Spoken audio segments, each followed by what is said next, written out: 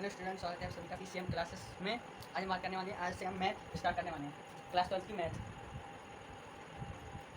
Class 12 math, इसमें हम आप ही स्टार्ट करेंगे मैट्रिक्स। अब इसमें हम आपको बताने से पहले, इसमें अभी स्टार्ट करने से पहले इसके बारे में बता देते हैं कि आप ही होता क्या है। आप ही होता क्या है? आप ही होता है आपका अवयवों को आयताकार रूप में व्यवस्थित करना।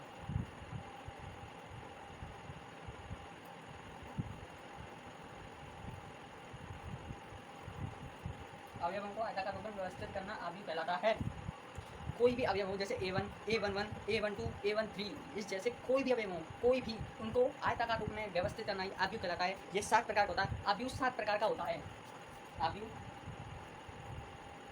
7 प्रकार का होता है। आव्यूह जो आपका होता है वो 7 प्रकार का होता है। देखिए, ये देखिए, आव्यूह आपका 7 प्रकार का होता है। आव्यूह 7 प्रकार का होता है। पहला, इसमें आता पहला पंक्ति आव्यूह। पंक्ति आव्यूह किसे कहते हैं? अब हम पंक्ति आव्यूह के बारे में बात करेंगे। पंक्ति आव्यूह कहते कैसे हैं, पंक्ति आव्यूह को व्यक्त कैसे करते हैं, इसे हम रा से प्रदर्शित करते हैं। रा मैट्रिक्स, इसे हम इंग्लिश में रा मैट्रिक्स बोलते हैं, और इसे हम आर से प्रदर्शित करते हैं। इसे हम आर से प्रदर्शित करते हैं। इसमें होता क्या, इसमें अवयवों की अधिकतम संख्या 1 होती है। इसमें, इस पंक्ति में, इसके बारे में थोड़ा सा और बताते हैं। इस पंक्ति के बारे में हम ये बताते हैं। पहली बात तो ये हो गई कि ये आर से प्रदर्शित होती हैं। ये आर से प्रदर्शित होती हैं। अब ये 7 प्रकार का होता है, या फिर इसे हम टाइप ऑफ मैट्रिक्स में कहते हैं। आव्यूहों का एक प्रकार, टाइप ऑफ मैट्रिक्स, आव्यूहों का प्रकार। ये 7 प्रकार का होता है। इसमें पहला होता है आपका पंक्ति आव्यूह, इसे इंग्लिश में रा मैट्रिक्स बोलते हैं, और रो मैट्रिक्स बोलने के लिए इसे हम आर से प्रदर्शित करते हैं। आर से प्रदर्शित करते हैं। इसकी परिभाषा है, जिसमें पंक्तियों की संख्या अधिकतम 1 हो। जिसमें पंक्तियों की संख्या अधिकतम 1 हो। जिसमें पंक्तियों की संख्या अधिकतम 1 हो, उसे हम पंक्ति आव्यूह कहते हैं। जिसमें पंक्तियों की संख्या अधिकतम 1 होती है, उसे हम पंक्ति आव्यूह कहते हैं। जैसे उदाहरण के तौर पर ये ले लीजिए, 1, 2, 3, ये हो गया रा पंक्ति, और ये हो गया कॉलम, स्तंभ, C1, C2, C3, R1। तो इसमें पंक्ति है क्या, पंक्तियों की संख्या अधिकतम है क्या? इसमें पंक्तियों की संख्या अधिकतम 1 ही तो है, क्योंकि पंक्ति इस तरह जाती हैं, इस तरह जाती हैं। तो पंक्ति इस तरह जा रही है, तो ये पंक्ति 1 ही तो जा रही है, इस तरह 1 ही तो जा रही है, दूसरी तो नहीं जा रही, तीसरी तो नहीं जा रही। इसमें इसी को हम पंक्ति आव्यूह कहते हैं, जो एक ही, जिसमें पंक्तियों की संख्या अधिकतम 1 ही हो। इसमें पंक्तियों की संख्या अधिकतम 1 ही है। अगर हम इसमें स्तंभ आव्यूह की बात करेंगे, स्तंभ किसे कहते हैं? स्तंभ उसे कहते हैं जो खड़ा होता है, जो खड़ा होता है उसे स्तंभ कहते हैं। तो इसमें खाली लाइन कितनी है? खाली लाइन है 1, 2, 3, इसमें 3 खाली लाइन है। तो इसमें हम स्तंभों की बात करेंगे, तो इसमें स्तंभ हो जाएंगे 3, पंक्ति हो जाएगी 1। आते हम ये कह सकते हैं 1 गुणा 3, इसमें होता है पंक्ति, और ये होता है स्तंभ। ये होता है पंक्ति, ये होता है स्तंभ। इसमें हम सूत्र है पंक्ति गुणा स्तंभ, इसको हम एम से प्रदर्शित करते हैं, और इसको हम एन से प्रदर्शित करते हैं, स्मॉल एन और स्मॉल एन। दूसरे नंबर पर आता है आपका स्तंभ आव्यूह। दूसरे नंबर पर आता है आपका स्तंभ आव्यूह। स्तंभ आव्यूह कहते कैसे हैं? स्तंभ आव्यूह भी इसी की तरह है, बिल्कुल सेम, बस इसमें कॉलम आता है। इसमें कॉलम आता है, कॉलम मैट्रिक्स। स्तंभ आव्यूह को हम कहते हैं कॉलम मैट्रिक्स। स्तंभ आव्यूह कॉलम मैट्रिक्स, और इसे सी से प्रदर्शित करते हैं। इसमें भी पंक्ति आव्यूह में अधिकतम पंक्तियों की संख्या 1 थी, स्तंभ आव्यूह में अधिकतम स्तंभों की संख्या 1 होगी। इसमें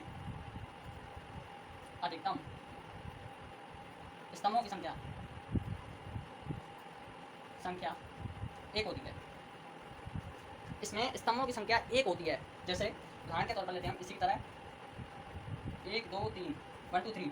इसमें अगर हम C1 देखेंगे, कॉलम देखेंगे, और इसमें पंक्ति देखेंगे R1, R2, R3। इसमें पंक्ति तो हो गई 3, पंक्ति तो हो गई 3, क्योंकि पंक्ति को हम R से प्रदर्शित करते हैं, और ये इस तरफ जा रही है, इस तरफ जा रही है। तो ये 3 ही तो जा रही है। देखो, एक ये जा रही है इस तरफ, दूसरी ये जा रही है, तीसरी ये जा रही है, तो ये 3 ही तो जा रही है।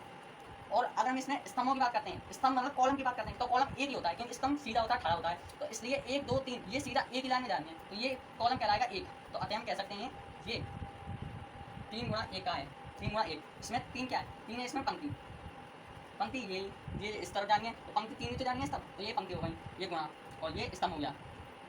स्तंभ कॉलम खड़ा होता है, इसलिए ये 1 आया। पंक्ति गुणा स्तंभ, m गुणा m, इसे इस तरह से ही लिख सकते हैं।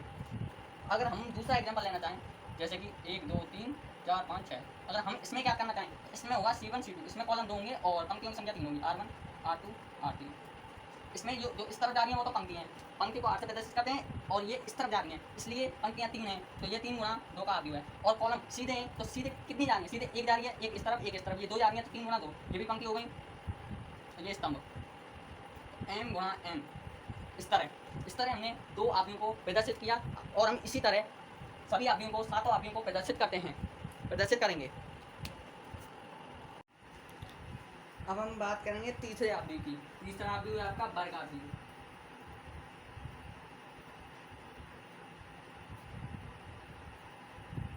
वर्ग आव्यूह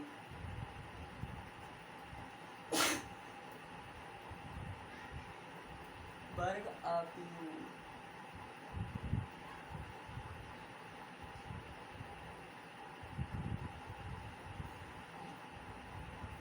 तीसरा आपका वर्ग आव्यूह।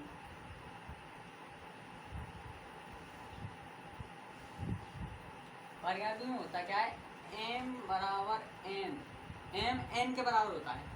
M हमने बताया था आपको पंक्ति, और N बताया था स्तंभ। तो अब हम इसका वो मल्टीप्लाई करें तो क्या होगा, पंक्तियों की संख्या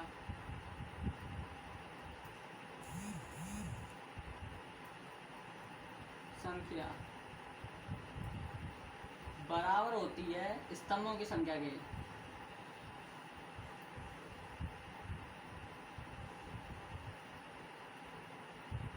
पंक्तियों की संख्या बराबर होती है स्तंभों की संख्या के।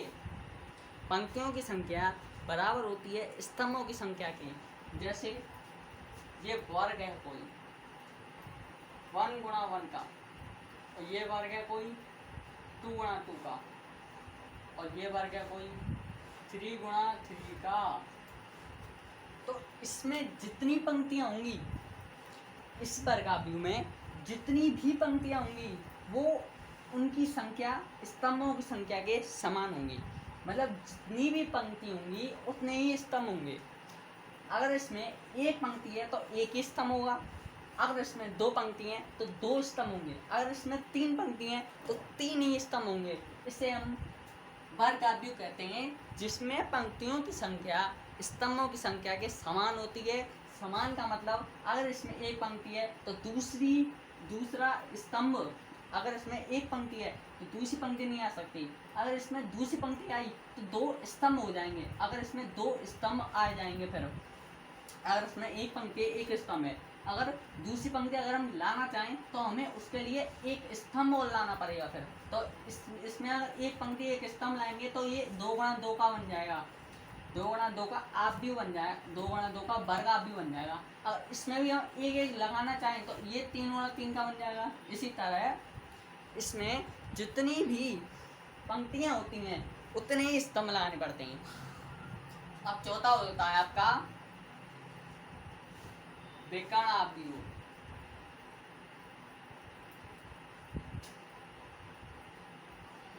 विकर्ण आव्यूह के बारे में बात करते हैं। इसमें वर्ग आव्यूह होता है आपका, वर्ग आव्यूह तो होता ही है, लेकिन इसमें विकर्ण आव्यूह को छोड़कर सभी आव्यूह के अवयव, सभी आव्यूह शून्य होते हैं, सभी आव्यूह शून्य होते हैं।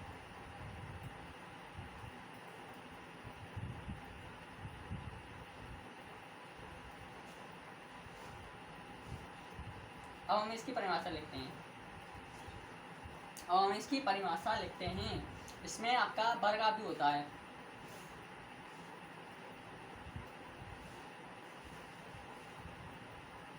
तथा इसमें विकर्ण आव्यूह भी होता है, और उस विकर्ण आव्यूह को छोड़कर सभी आव्यूह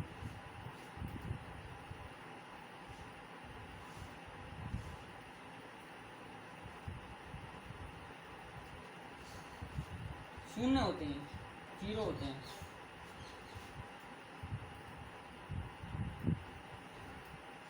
सभी आव्यूह इस विकर्ण आव्यूह में, विकर्ण आव्यूह कहते कैसे हैं, जिसमें एक तो वर्ग आव्यूह और उसमें विकर्ण आव्यूह को छोड़कर सभी आव्यूह उसके शून्य होते हैं। जैसे पंक्ति आव्यूह शून्य होगी, अगर स्तंभ आव्यूह भी आ जाए तो भी शून्य होगी, अगर अदिश आव्यूह भी आ जाए तो भी शून्य होगा। कुछ इस प्रकार से इसको हमने परिभाषित किया है।